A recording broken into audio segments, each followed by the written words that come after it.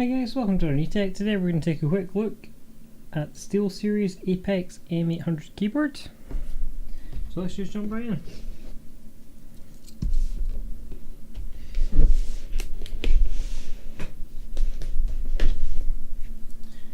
So before this I've been using a Razer Black Widow, and yeah, it's okay, but screeching. But it's awful noisy and it seems to get picked up on the mic, whilst these are considerably different. If you can hear the difference.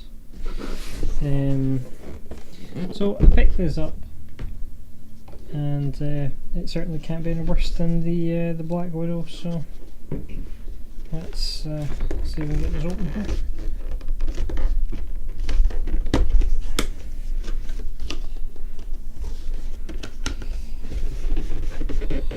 Unboxing fail. Right.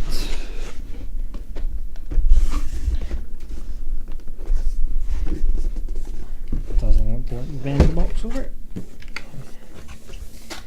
Okay, so we've managed to get the box open. So in the box we have the keyboard, obviously. I'm assuming this one's not tied down. So we have the keyboard. Let's just set that aside for now. Gel pack. Don't eat it, as you will probably die. Little user guide, some SteelSeries stickers, and some replacement keycaps, it would appear. Alright, I guess that's if you're hooking it onto Mac. I don't know if I can get the camera to pick that up, because there's a command key there. Because it is Mac compatible. And I'm just elbowing the mic. So I think that's all that's in it. Oh yeah, and there are a couple of rubber feet if you want to give the keyboard a bit of elevation. Take these aside. I think that's everything. More gel, yep. Just in case you're feeling peckish. Let's fire this out the way.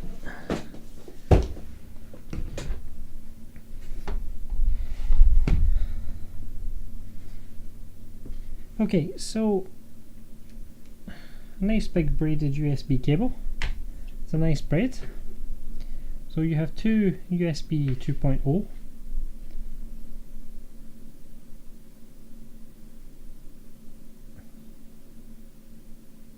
connectors, because there is built-in USB pass-through on the back of the keyboard, as you can see there. So you have two USB keyboards. So you have two USB ports on the keyboard. Ooh, shiny plastic. Oh, listen to that. Awesome. So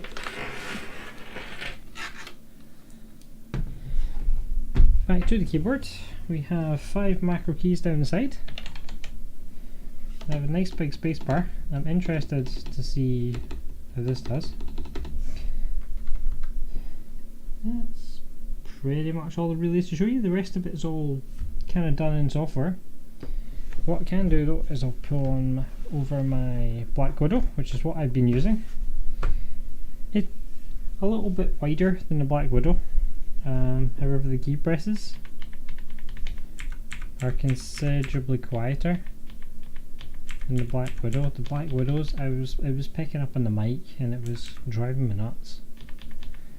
So a nice quiet keyboard compared to the Black Widow. Okay, so what I'll do is I'll install the software and we'll take a look inside the software. Okay, so here we are at the desktop. I've installed the SteelSeries Engine 3. You can download that from SteelSeries website. CloudSync, GameSense, Breath Giveaways. Okay, we'll just cross that off just now. Okay, what's this? Critical update. Click here to install new firmware. Okay, so apparently there's new firmware for the board. Well, for the keyboard, yeah. So let's just hit start and install it.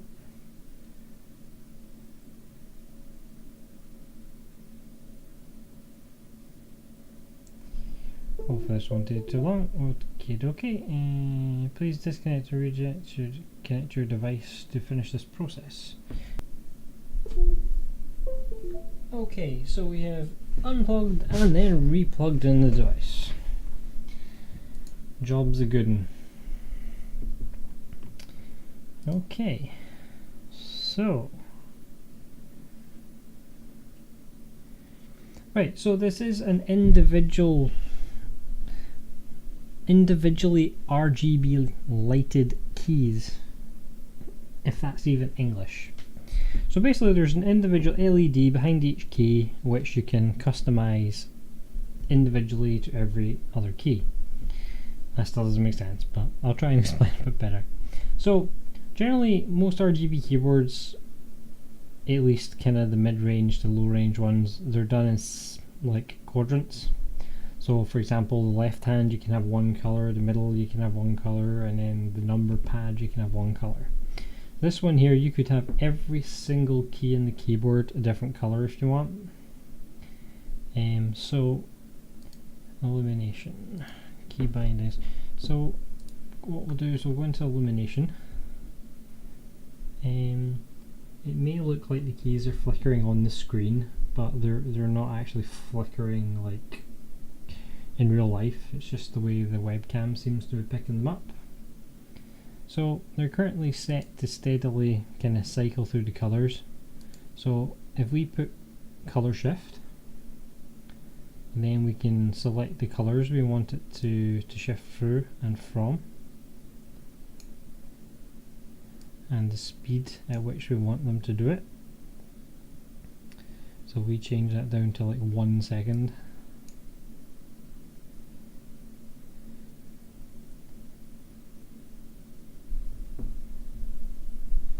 And then we can click on wave mode. Set origin. Okay. Set origin of the wave. Let's start the wave there. Hit set. And let's see if the keyboard shall wave.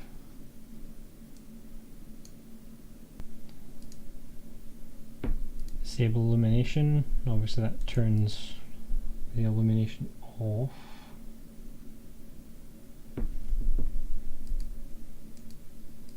Okay, so let's put it back onto here.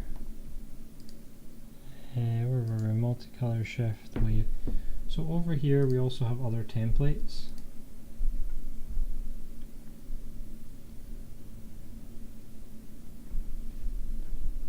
So this is kind of just cycling through the colors. American flag. Red, white and blue, okay. So the white isn't really white, it's kind of a bluish white. Danish flag. Default idle mode. Okay. So we're just going to kind of cycle through some of these to give you an idea of what they do.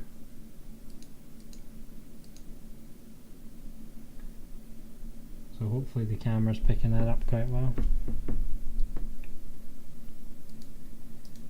Dota 2 active mode. So not entirely sure what that does.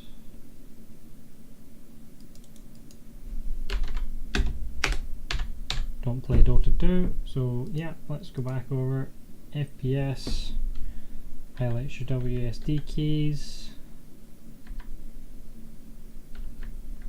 reload keys, okay.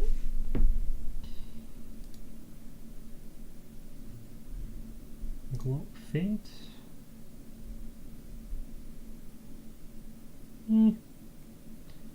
Interesting and spectacular. Horizontal wave, this is what I want to see.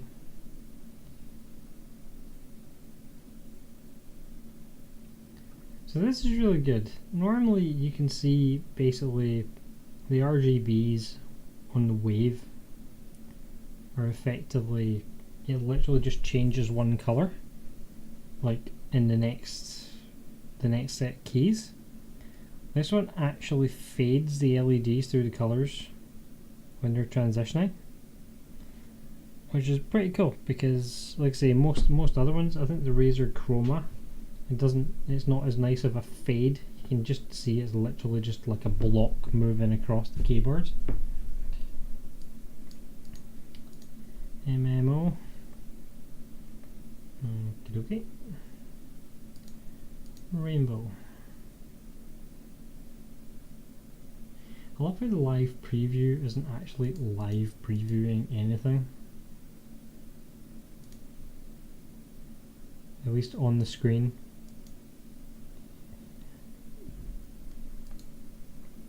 Although, however, if I do turn live preview off, it kind of stops the keyboard showing the preview. So that's interesting. Rainbow, okay.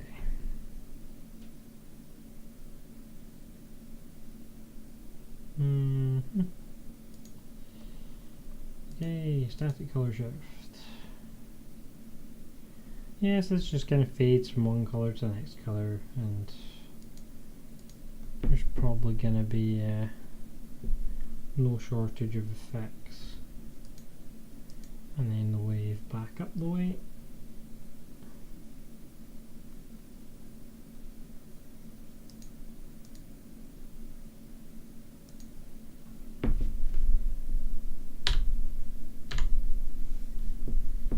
Interesting effect.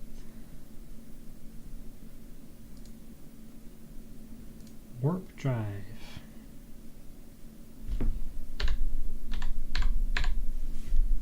Okay, so that's pretty cool.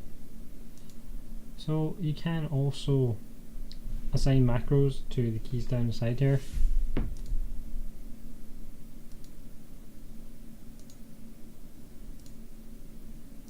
I'm not going to go into that too much, to be honest.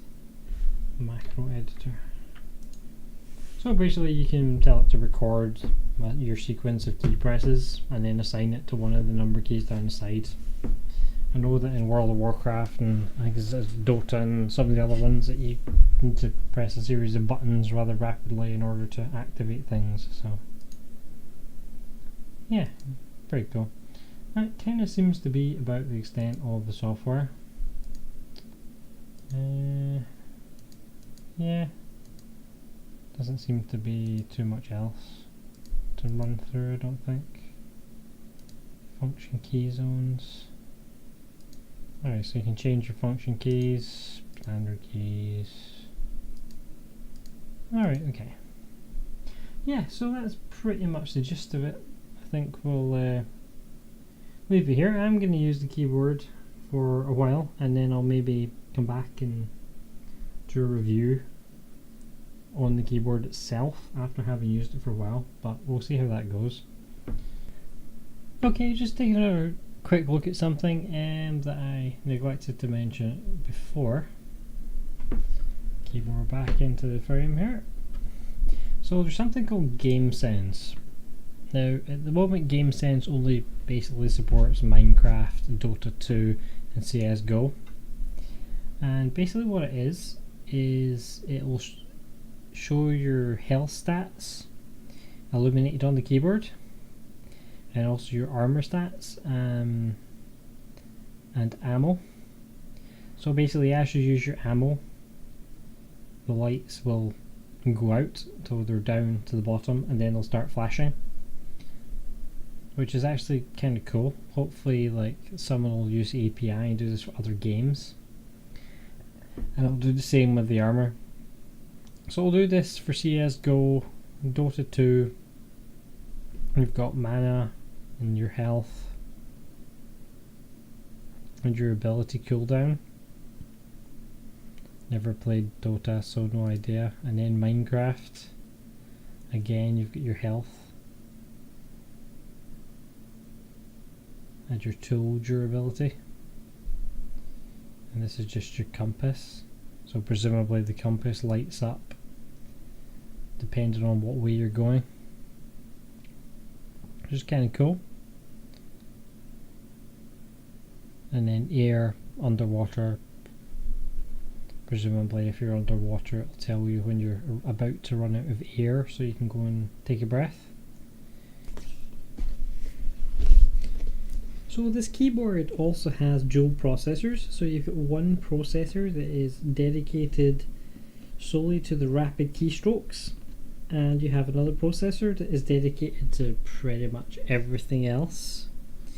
These are custom keys by SteelSeries. They're called the SteelSeries QS1 switches, and they have a 1.5mm actuation point, 3mm throw, and the activation force is 35 CN.